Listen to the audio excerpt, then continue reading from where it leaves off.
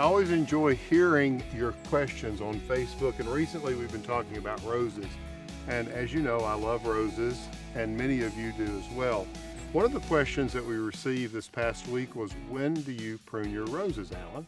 Well, we try to prune our roses in late winter. One of the things that's really important these days, if you've had any problems with rose rosette, the idea to clip the tips of roses and make sure those get taken out of the garden and disposed of is one of the best ways to deal with rose rosette. A lot of people ask, well, how do you know what to cut out? Well, I always start with the 3 Ds. If it's dead, if it's damaged or diseased, it needs to come out. And so you just take a nice sharp pair of bypass pruners like this and clip them out. So with this rose, I'm really just going to take off the tips to make sure that we remove any of those potential mites. And then I'm going to take out some of the dead here around the base and open up the rose a little bit because I want it to grow out.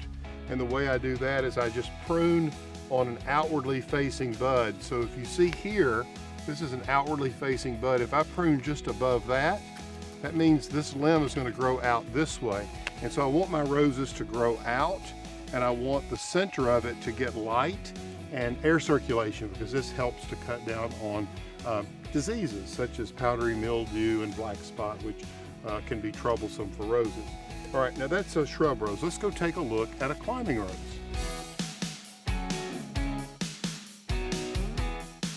Okay, so now take a look at this one. This is, I'm growing a shrub rose as a climber, but what I'm going to say about this particular shrub rose, Calatrava, white Calatrava, would apply to climbers. What I've tried to do, as you can see, this thing is over 8 feet tall and it just keeps growing. So I think a lot of the same principles apply to it. It has beautiful white flowers on it.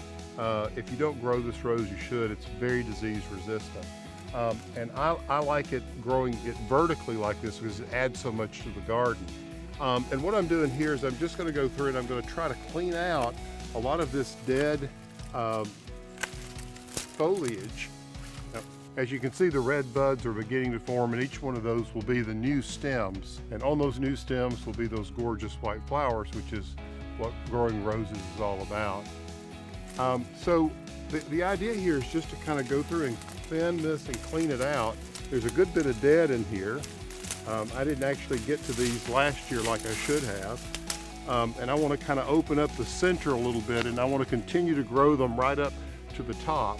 And then I'm also going to try to take some of these canes and weave them kind of into the framework of this metal structure, this tuteur that I designed.